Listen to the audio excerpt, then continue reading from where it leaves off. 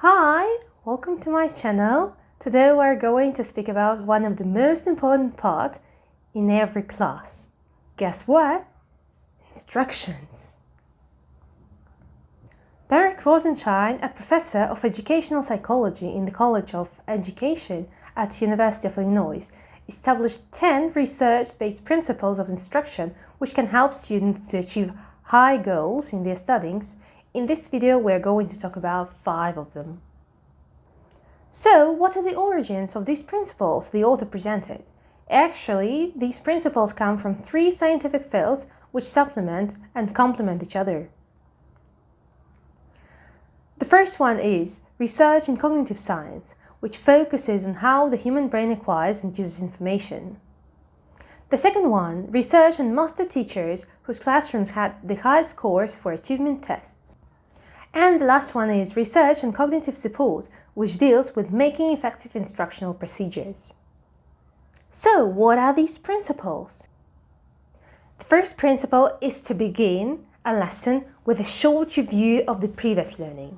So, the scientists assume that daily review is an important component of instruction because it strengthens the connections among the previous taught material as far as our working memory is quite limited. Making the short review, which can be considered as a sort of practice by the way, helps students to recall some key words, notions and concepts which are necessary to understand the current material. Therefore, without it, that would be necessary to make a special effort to recall the previous material which should be already at our disposal while studying the next topic. So, if we can ease this process, shan't we give it a shot? The second principle runs in the following way. Present new material in small steps which students practice after each step. Very often we teachers can find ourselves stuck in a situation when we give the material and provide the students with a set of instructions, but they can't deal with it because they have already forgotten what they exactly need to do.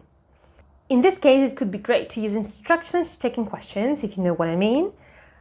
I'll make a video about it. Nevertheless, if you present the material in small parts, students are able to master each step and get ready to the next one. This is an appropriate way of dealing with the natural limitation of our working memory.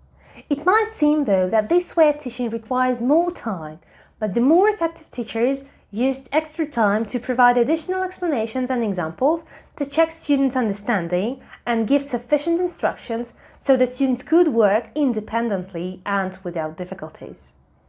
And they were a success. Number 3, ask a number of questions and check the responses of all students. Why do we need questioning? Do you agree that questions help students practice new information and connect new material to their prior learning? Supposing yes. Derek Rosenshine assumes that the teacher's questions and students' discussions are a major way of providing practice for new material. Questions allow a teacher firstly to determine how well the material is acquired and secondly to reveal the necessity of additional instruction. The thing is that more successful teachers provide students with active participation, which helps to reveal whether students feel quite confident in what they do.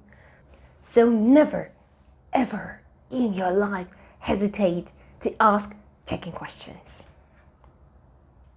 So we have the material to master and students to teach. Nothing else? Sometimes we may forget that in our brain we have vast and various cognitive processes which serve as a base of our education. Sometimes we may forget that in our brain we have vast and various cognitive processes which serve as a base of our education. The main question here is, how can we scaffold these processes and help students? Right you are, the teacher modeling and thinking aloud are examples of effective cognitive support. Worked examples presented by the teacher, the author says, allow students to reduce the cognitive load on the working memory and to focus on the essential parts of the problems. What is a worked example, you may ask? It's a step-by-step demonstration of how to deal with the task to solve it. Having been given such a guidance, students waste less time on processing it. Agree? The last principle which I'd like to cover today deals with students' practice guidance. We have already learned during this video that the material we give cannot be remembered at once, as students need sufficient rehearsal. What can it be? Identify, paraphrasing, comparing, summarizing information. These types of tasks can always be a great help both for you and your students.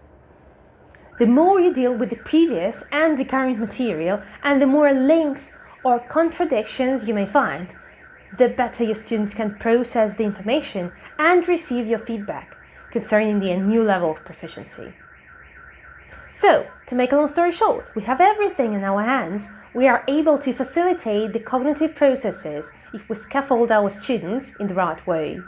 If we give a link to the previous lesson, if we cut the material into small bits and feed students with it step by step, the lessons will be much easier, both with classroom management and the content itself.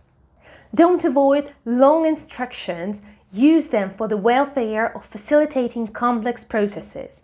Keep calm and enjoy your teaching. Don't forget about likes if you have enjoyed my video.